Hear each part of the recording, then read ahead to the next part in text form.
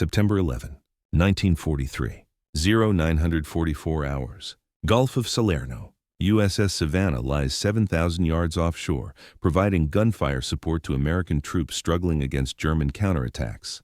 In the main battery plotting room, 2 decks below the waterline. The Ford instrument. Mark 8 Rangekeeper processes continuous streams of data. Range to target, ship's course, ship's speed, target bearing, wind direction, wind velocity, temperature, barometric pressure. The mechanical computer combines hundreds of inputs through gears, cams, differentials, and integrators to generate firing solutions updated every second. The operators watch their dials. Elevations change, bearings shift. The turrets track smoothly overhead, following commands transmitted electrically from the plotting room. The system has fired over 1,000 rounds during the past 2 days. It functions perfectly. The gunnery is accurate. The troops ashore report German tanks destroyed, artillery batteries silenced, counterattacks disrupted. At 0944 hours, the Rangekeeper stops being useful for fire control. In 16 seconds, it will become the reason Savannah survives. Nobody aboard knows that Dornier Do 217 K2, cruising at 18,700 feet, has released its weapon, the Fritz X glide bomb. 3,450 pounds of armor-piercing death accelerates toward terminal velocity, 767 miles per hour. The bombardier in the Dornier watches a flare in the bomb's tail, manipulating a joystick to keep it aligned. The bomb is radio-controlled through manual command line-of-sight guidance. The CAL transmitter in the aircraft sends signals. The Strasbourg receiver in the bomb interprets them. Control spoilers in the cruciform tail surfaces adjust. The bomb tracks. Lookouts spot the incoming weapon. Anti-aircraft guns engage. 5-inch guns fire. 40mm Bofors open up. 20mm Oerlikons spray the sky. Savannah increases speed to 20 knots. Attempts evasive maneuver. Too late. The geometry is already determined. Release altitude. Target speed. Impact angle. The computer in the Dornier's bombardier's head has solved the problem. The mechanical computer in Savannah's plotting room cannot help. Some problems have no solution. 1000 hours. The Fritz X strikes the roof of turret number 3, 2 inches of face-hardened armor. The bomb penetrates, cuts through 1,600 pounds per square inch steel like it is not there. The warhead contains 710 pounds of amytal. It does not detonate on impact.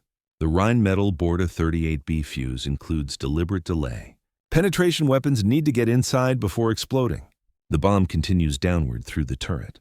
Everyone inside turret 3 dies instantly. Not from the explosion, from the impact. 3,450 pounds, moving at 767 miles per hour, possesses kinetic energy measured in millions of foot-pounds. The bomb is a shaped penetrator. All that energy focuses into a small cross-section.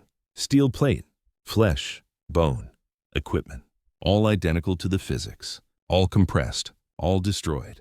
11 men in the turret, 11 men who never knew what hit them. The fortunate ones.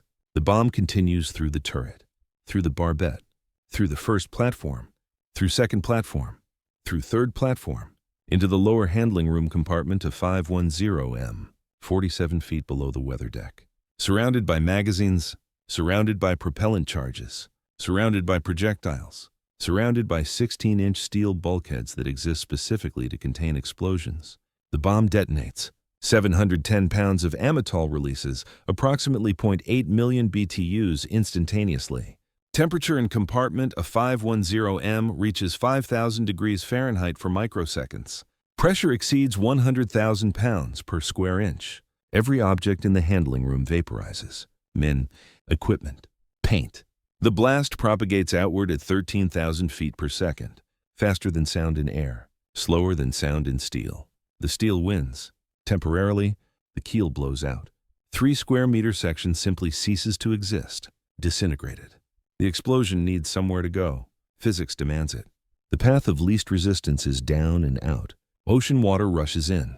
10,000 gallons per second initially. The flooding is catastrophic. Magazines of 511M and A512M flood immediately. The 6-inch 50-round compartments below turret 3. If they had exploded, Savannah would have ceased to exist as a functional ship. She might have capsized in minutes, certainly would have sunk within the hour. But the water arrives first. Explosive decompression of the handling room creates vacuum that pulls seawater through the hole in the keel with enormous force.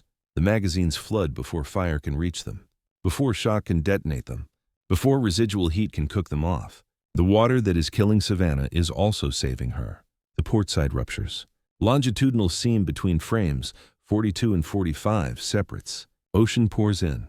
The lower decks forward of turret 3 flood. The ship settles by the bow. 5 degrees, 7 degrees, 10 degrees. The list is negligible. 2 degrees to port. But the trim is dangerous. If the bow continues sinking, the ship will eventually reach an angle where recovery becomes impossible. The bow submerges. The stern rises. Weight distribution shifts. The ship turtles and sinks. Savannah does not reach that angle. She reaches 12 degrees down by the bow and stops, holds there, hovers at the edge of catastrophe. This is not luck. This is engineering. USS Savannah is Brooklyn-class light cruiser CL-42. Laid down May 31, 1934.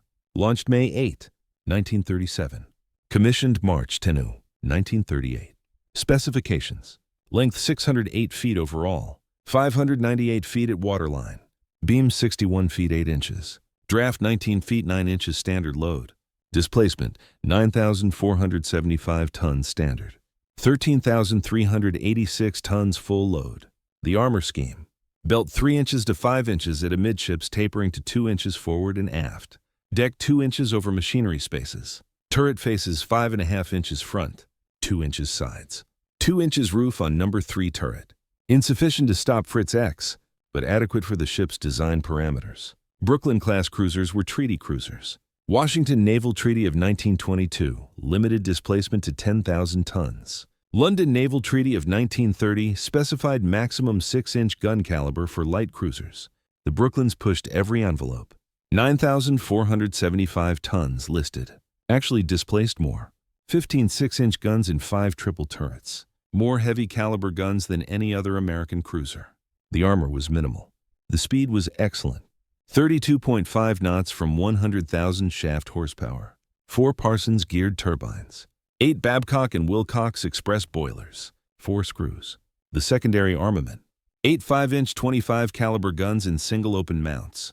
8 50 caliber machine guns. Later augmented with 20mm Oerlikons and 40mm Bofors as war progressed. The fire control system. Mark 8, rangekeeper and main battery plotting room. Mark 33 directors for secondary battery. Fire control radar added 1941. Surface search radar. Air search radar. The electronic suite that makes modern naval gunnery possible. The Mark 8 rangekeeper represents 15 years of development by Ford Instrument Company.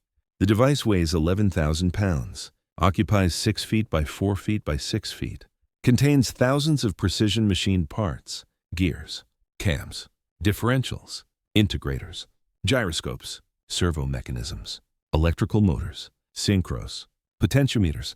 The machine is analog computer. Every variable in the fire control problem is represented by rotating shaft. Shaft angle encodes value. Gear trains perform addition and subtraction.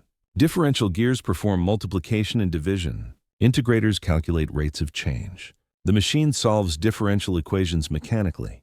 The inputs. Own ship's course from gyro compass. Own ship's speed from pit log. Target range from optical rangefinder or radar. Target bearing from director. Relative wind speed and direction from anemometer. Air temperature from thermometer. Barometric pressure from barometer. Propellant temperature from magazine thermometer. Muzzle velocity from firing tables. Ballistic coefficient from firing tables. Time of flight calculated. Future target position predicted. Gun elevation calculated. Gun bearing calculated. Cross-level correction applied for ship roll. Level correction applied for ship pitch. Drift correction applied for shell characteristics. Magnus effect correction applied. Coriolis effect correction applied possibly. The literature remains unclear whether Coriolis is explicitly calculated or empirically included in drift tables. The output. Gun orders transmitted electrically to turrets. Elevation order. Bearing order. Fusee setting order. Salvo ready indication. The turrets follow. Hydraulic machinery aims guns. Receivers position correctly. Pointer operators monitor dials. If automatic control fails, they revert to manual pointer following. One man watches bearing dial. One watches elevation dial. They crank wheels to keep needles centered. The system includes redundancy throughout. This redundancy saves Savannah. The Fritz X explosion destroys Turret 3 completely. Kills everyone in the turret. Kills everyone in the handling room. Kills everyone in the upper projectile room. Kills everyone in the lower projectile room. Kills everyone in the magazines. Kills everyone in adjacent compartments close to the blast. The casualties mount instantly. 197 dead, 13 seriously wounded. 4 trapped in watertight compartment C201L. Forward and below turret 3. They survive sealed in. 60 hours before rescue. They hammer on bulkheads. Nobody hears. Finally rescued after ship reaches Malta. All 4 survive. Lucky. The explosion also knocks out electrical power throughout forward section. Turrets 1 and 2 lose power. The gun directors lose power. The Mark 8 rangekeeper loses power. The entire fire control system goes offline. Under normal circumstances, this would be crippling. Savannah would be combat ineffective. But normal circumstances do not include ship settling by bow, flooding uncontrollably, fires raging throughout forward section, and structural integrity questionable. Captain Robert Webster Carey has no interest in firing guns. He wants to save his ship. The Mark 8 rangekeeper sits in main battery plotting room, 2 decks below waterline. Aft of turret 3, the compartment floods, not from battle damage, from broken pipes, from ruptured systems, from damaged pumps, water 6 inches deep initially. Rising, the plotting room crew evacuates. Standard procedure. Flooded compartment. Personnel withdraw.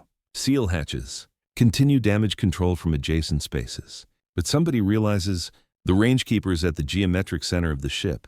The plotting room is specifically positioned there for damage control reasons. If the ship breaks in half, the plotting room is at the fracture point. If the ship capsizes, the plotting room is on the rotational axis. The location is chosen for maximum stability. The compartment is built to survive damage. The watertight integrity is exceptional. The structure is reinforced. The compartment has to protect the fire control system. That means it has to protect everything, including the stability data, including the weight distribution calculations, including the metacentric height figures, including the flooding progression models, all stored in the plotting room, not in the rangekeeper. The computer does not contain ship's data, but the plotting room does. Binders of data, damage control references, stability curves, weight distribution tables, flooding scenarios, every calculation the ship might need to survive damage. Commander Roger W. Carney, the damage control officer, needs those references. Without them, he is calculating blind. He knows water is flooding forward. He knows the bow is down by 12 degrees. He knows the ship is in danger. But he does not know specifics. How much water? Which compartments? What is the current metacentric height? How much more flooding before stability fails? How much counterflooding is safe? Where should he counterflood? The answers are in the plotting room. Underwater. In the dark, Carney organizes party. Electricians' mates, damage controlmen, ship fitters. They wade into plotting room. Water's knee-deep now, rising slowly. The compartment is dark. Battle lanterns provide illumination. They reach rangekeeper. The machine sits silent, dead. Water laps at its base. The binders are in cabinets, upper shelves. Still dry. They grab them. Retreat. Seal hatch. The data is recovered. Carney spreads charts in Damage Control Central. Calculates. The forward magazine's flooding is actually helping. The magazines are designed to flood if breached. This is deliberate. Flood magazines before fire reaches them. Trade flooding damage for magazine explosion. Savannah got both. Explosion blew out keel. Flooding occurred anyway. But the magazine flooding is happening in a controlled space. Designed to be flooded. Designed to flood without capsizing ship. The weight of water in magazines is approximately where fuel oil or seawater ballast would be. Low in ship. Near centerline. Not ideal, but survivable. The problem is uncontrolled flooding. Ruptured pipes. Damaged pumps. Water spreading through forward compartments. This water is higher in the ship, off centerline. It causes list. It causes trim problems. It shifts center of gravity upward, reduces metacentric height, destabilizes ship. This water must be stopped. Damage control parties work throughout forward section. Plugging holes, shoring bulkheads, closing valves, operating pumps, fighting fires, fighting floods, simultaneously, in darkness, in smoke, in heat, with dead and wounded everywhere. With ammunition cooking off, with the ship down by the bow, with every man knowing the magazines might still explode, with every man doing his job anyway. By 10:30 hours, primary flooding is controlled, pumps are gaining. The bow stops settling, holds at 12 degrees. The ship will not sink. Probably. The fires are another problem. Turret 3 burns. The aluminum paint inside the turret ignited. Bedding ignited. Insulation ignited. Electrical insulation ignited. The steel itself is cherry red in places. Heat radiates through surrounding compartments, ignites material there. The fire spreads. Conventional firefighting is impossible. Nobody can enter turret 3. The heat would kill them. The smoke would kill them. The toxic gases would kill them. The structure might collapse on them. Standard procedure: flood the turret. Except the flooding system is destroyed. The pipes are cut. The valves are jammed. Water cannot reach turret 3 through normal systems. Damage control parties improvise. They rig hoses, not firefighting hoses. 2.5-inch hoses cannot deliver enough water. They rig 4-inch hoses. Connect them to fire mains. Direct streams into turret 3 through the hole in the roof. Through gaps in the structure, the water boils on contact, generates steam. The steam is also dangerous. Superheated steam, but it displaces oxygen, displaces smoke. Eventually, the temperature drops. The fires diminish. By 1100 hours, fires in turret 3 are controlled. Secondary fires throughout forward section take longer. By 1400 hours, all fires are extinguished. Savannah survives, but she is combat ineffective. Dead in the water.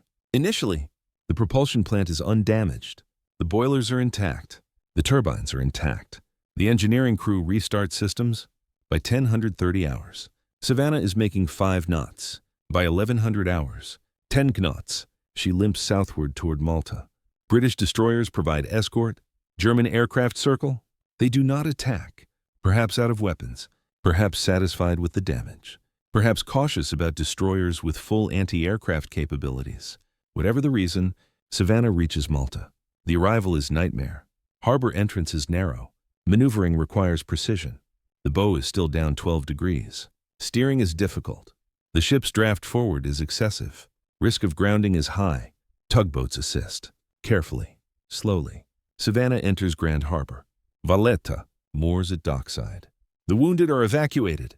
The dead are removed. 197 bodies. Laid out on dock, covered with canvas.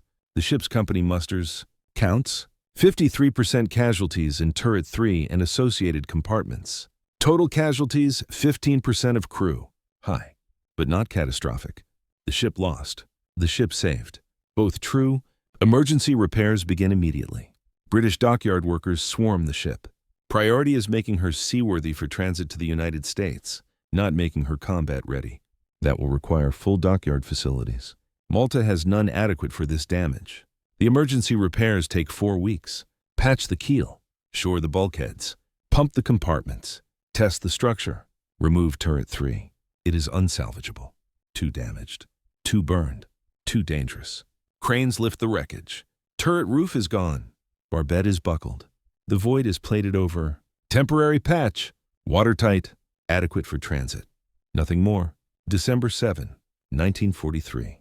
Savannah departs Malta. Course for Philadelphia Naval Shipyard via Tunis, Algiers, Bermuda. The voyage takes 16 days. Arrives December 23. The ship that should have sunk sits at Pier 4. Workers begin survey. The damage is worse than expected. The explosion destroyed more structure than visible externally. Frame 42 requires replacement. Frame 43 requires replacement. Frame 44 requires replacement. Frame 45 requires replacement. Longitudinal girders require replacement. Bulkheads require replacement. Decks require replacement. The keel patch is inadequate. The keel must be cut out. New section fabricated, welded in place. The repairs will take 8 months. But the Navy Bureau of Ships sees opportunity. Modernization. Savannah was commissioned 1938, 5 years ago. Technology has advanced. Doctrine has changed. Lessons learned. The 8 5-inch 25 caliber single-open mounts are obsolescent, replaced with 4 twin 5-inch 38 caliber enclosed mounts. Better range, better rate of fire, better protection. The anti-aircraft suite upgrades. More 20 mm, more 40 mm. New radar installations.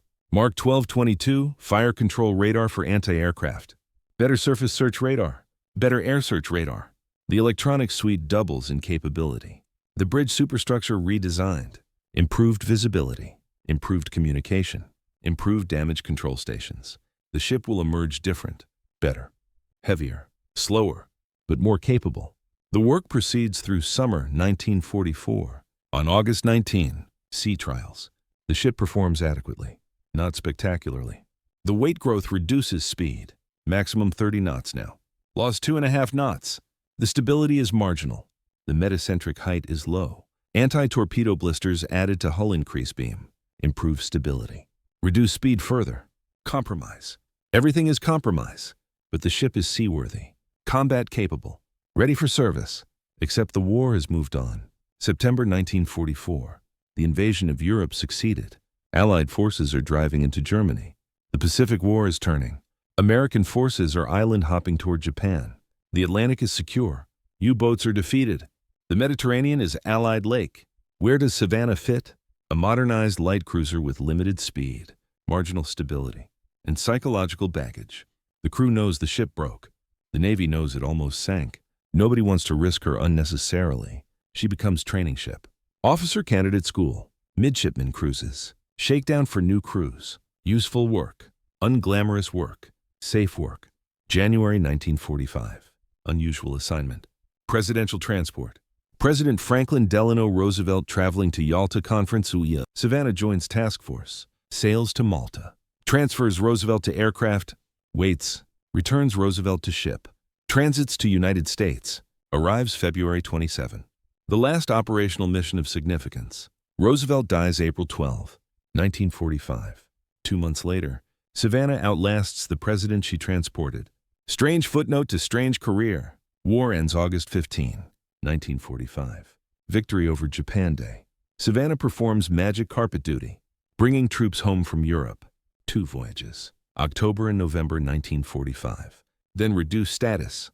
Commission in reserve April 22, 1946. Decommissioned February 3, 1947. 9 years of service. 1 major action. 197 dead, but survived. Outlasted 6 of her sisters. Brooklyn class produced 9 ships. 2 transferred to South American navies 1951. 4 scrapped 1959 to 1962. 3 lost to various causes. Savannah stricken from Naval Vessel Register March 1, 1959. Sold for scrap January 6, 1960 to Bethlehem Steel Company. Scrapped February 1960. The question remains, how did she survive? The answer is complicated. Multiple factors. Flood control, damage control, crew training. Design features. Luck. Specific engineering decisions made in 1934. But one factor stands above others. The Mark 8 Rangekeeper. Not because it controlled gunfire. Because it existed in the right place at the right time with the right people who knew where the data was. This seems absurd. A mechanical fire control computer does not save ships from sinking. Except it does. Indirectly. The Rangekeeper requires main battery plotting room. The plotting room requires specific location. Geometric center of ship. Maximum protection. Maximum structural strength. The plotting room holds fire control equipment. Also holds damage control references. Because both require same thing. Precise data. Constantly updated. Immediately accessible. The fire control party and damage control party share space because they share needs. When the Fritz X hits, the fire control party becomes irrelevant. Guns do not matter. Survival matters. But the damage control party needs information. That information is in plotting room, underwater. The room is protected because the Rangekeeper is there. The room is accessible because procedures exist for operating in that room under damage conditions. The crew knows how to reach it, how to extract data, how to use that data. This is not improvisation. This is training, built around the fire control system. Other factors matter. The magazine's flooding immediately saves ship from magazine explosion. This is design feature, deliberate. All American warships have magazine flooding system. Some automatic, some manual. Savannah's were damaged. Could not be activated intentionally, but the explosion blew out the keel underneath magazines. Ocean flooded them anyway. Achieved same result. Not optimal. Better to flood magazines without blowing out keel, but better to have magazines flooded at all than to have them explode. The structural strength matters. Brooklyn class have light armor, but good compartmentation. Good damage control features. Watertight integrity. The longitudinal and transverse bulkheads contain flooding. Slow it. Give crew time to respond. Minutes matter. Savannah needed those minutes. Got them because designers in 1934 included adequate bulkheads. The crew training matters most. Commander Carney knew where data was, knew he needed it. Organized retrieval party, used the information correctly, made correct decisions about counterflooding, pump operation, hull shoring. The firefighting parties knew their equipment, knew improvisation techniques, rigged hoses, fought fires, succeeded. The engineering crew restarted propulsion plant under adverse conditions, got ship moving, got ship to safety. None of this happens without training, without leadership, without crews who have trained together, know each other, trust each other. The Fritz X itself contributes to survival. Paradoxically, the weapon is armor-piercing, designed to penetrate battleship armor, carries heavy warhead, 710 pounds, but that warhead must penetrate before exploding. The fuse includes delay. The bomb penetrates turret, penetrates 3 decks, explodes deep in ship. All that penetration channels energy downward. The explosion blows out keel, opens port seam, but does not blow out deck, does not blow out sides above waterline, does not create massive hole for water entry. The flooding is bad, but localized. If the bomb had exploded on deck, the blast would have spread laterally, killed more men, damaged more systems, destroyed more structure. The ship might have broken in half. The armor-piercing characteristic that made Fritz X effective against battleships made it survivable for cruisers. Unlucky, but lucky. The broader lesson is about engineering trade-offs. Brooklyn-class were treaty cruisers. Limited tonnage. Designers maximized guns, 15 6-inch guns. Unprecedented for light cruiser. The armor suffered. The speed was good. The range was excellent. The protection was minimal. Critics called them eggshells armed with hammers. Fragile. Vulnerable. Several Brooklyn-class took serious damage during war. Boise at Cape Esperance. Honolulu at Kolombangara. Nashville to Kamikaze. Savannah to Fritz X. All survived. All returned to service. The fragile ships proved resilient. Because fragility is not same as weakness. Light armor means less weight. More weight for machinery. For fuel. For compartmentation. For damage control equipment. The trade-off worked. Maybe not perfectly, but adequately. All 9 Brooklyn-class survived the war. Remarkable record. The fire control computer symbolizes this. Mark 8 Rangekeeper weighs 11,000 pounds. Occupies significant volume. Consumes electrical power. Requires trained operators. Requires maintenance. Represents substantial investment. Does it justify cost? In pure fire control terms, maybe. The gunnery accuracy is excellent. The hit rates are good. But other nations achieve adequate gunnery with simpler systems. The British Admiralty fire control table is lighter. The Japanese Type 92 is simpler.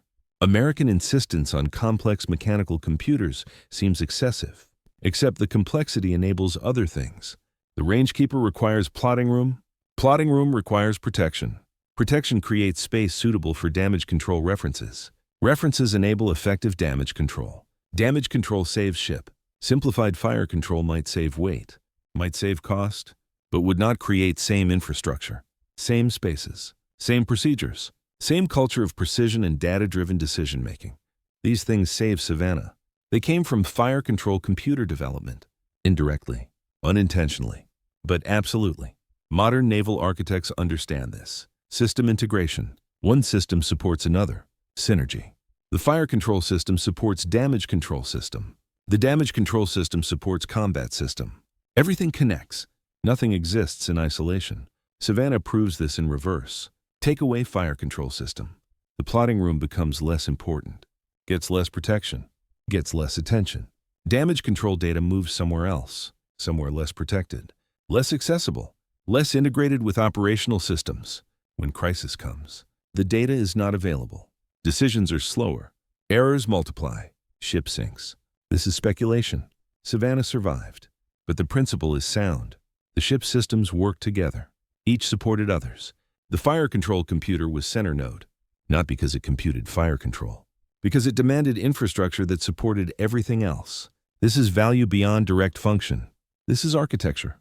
This is thinking systematically about ship as integrated whole rather than collection of separate systems. German engineering understood this. Fritz X exists because Germans understood systems integration. radio command guidance, armor-piercing warhead, aerodynamic controls, flare tracking, joystick control. Each piece works. Together, they create weapon that can hit moving ship from 18,000 feet. First precision guided munition in history. Not first guided weapon. The Branchless rocket preceded it. But first operational guided weapon used successfully in combat. Fritz X sank battleship Roma. Damaged battleship Italia. Hit cruiser Savannah. Hit battleship Warspite. Hit cruiser Uganda. Impressive record. Brief operational period. Summer 1943 to early 1944. Allied jamming defeated the radio guidance. Allied air superiority forced German bombers higher. Reduced accuracy. By Anzio landings January 1944. Fritz X was ineffective. Development continued. Wire guidance tested. Never deployed operationally. 1,386 Fritz X produced total. 600 used for testing. 786 operational. Estimated 20 hits achieved. 2.6% hit rate. Low, but revolutionary. Proof of concept. Guided weapons work. Development continues. Leads to modern precision-guided munitions. Leads to smart bombs. Leads to cruise missiles. Fritz X is ancestor of all of them. Savannah is ancestor too. Different lineage. She proves ships can survive catastrophic damage. Compartmentation works. Damage control works. Training works. Flooding magazines before explosion works. All these lessons inform subsequent designs. Modern warship design includes extensive compartmentation, multiple damage control centers, distributed systems, redundancy throughout. Magazine flooding systems improved. Damage control training standardized. These are not new ideas, but Savannah validates them, shows they work. Under worst-case conditions, Fritz X hit is worst case. Armor-piercing bomb. Penetrates deep, explodes in magazine. Blows out keel. Should sink ship. Does not. This is proof. Proof that design works. Proof that training works. Proof that American approach to naval engineering is sound. The survivors never forgot. Annual reunions for decades.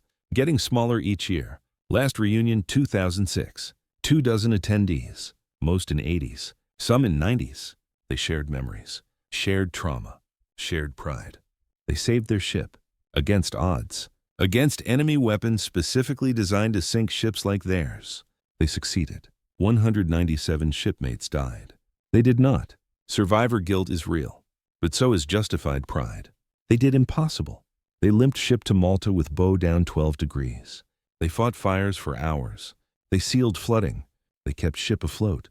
They earned their survival. Today, Savannah exists in fragments. The ship's bell in Ships of the Sea Maritime Museum. Savannah, Georgia. Builder's model in same museum. Fragment of Fritz X bomb recovered from wreckage in same museum. Photographs in National Archives. Damage reports in Navy archives. Memories fading as last survivors die. The ship itself became scrap metal 65 years ago. Melted down. Reused. Gone, but the lessons remain. The data remains. The proof remains. Ships can survive. Crews can save ships. Engineering works. Training works. Systems integration works. The Mark 8 Rangekeeper. That 11,000-pound collection of gears and cams symbolizes all of it. Not because it computed fire control well, because it existed in right place at right time with right people who knew what to do with information that mattered. That is what saved Savannah. Not the computer. Not the armor. Not the compartmentation. All of those together. Integrated. Supported by training. Supported by leadership. Supported by crew who refused to let ship die. 197 men paid ultimate price. 648 survived because ship designers, damage control planners, and fire control computer engineers made correct decisions years before Fritz X existed. Made decisions that created infrastructure enabling survival. Made decisions that worked. September 11, 1943. 0-10-116 seconds. The Fritz X detonates in compartment of 510M. Savannah should sink. Mathematics says so. Physics says so. Experience says so. Armor-piercing, bomb-penetrating magazine should cause magazine explosion, should cause ship loss. Should, does not. Savannah survives. Limps home. Fights again. Lives another 17 years. All because somewhere in 1934, engineers at New York Shipbuilding Corporation and Ford Instrument Company made correct decisions about where to put plotting room, and how to protect it, and what data to store there, and how to train crews to use it. Decisions that created conditions for survival. That is engineering victory. Not glamorous, not obvious, but absolute. Savannah survived because engineering worked. The fire control computer just happened to be its center of system that worked. Lucky computer, lucky ship, lucky crew, until 197 men ran out of luck in handling room beneath turret 3. Their sacrifice bought time, bought chance, bought survival for ship and shipmates. That is warfare. That is tragedy. That is September 11, 1943, off Salerno, when precision-guided munition met precision damage control. Both worked. One sank battleship, one saved cruiser. History remembers battleships. Should also remember cruisers that should have died but lived. Because engineering, because training, because men who fought fires and sealed floods and kept ship alive long enough to matter. USS Savannah, CL-42, Brooklyn class. Commissioned 1938. Decommissioned 1947. Struck 1959. Scrapped 1960. 9-year service. 1 major action. 197 dead. 648 saved. By computer that was not computer. By training that mattered. By engineering that worked. When it had to. That is enough. That is everything.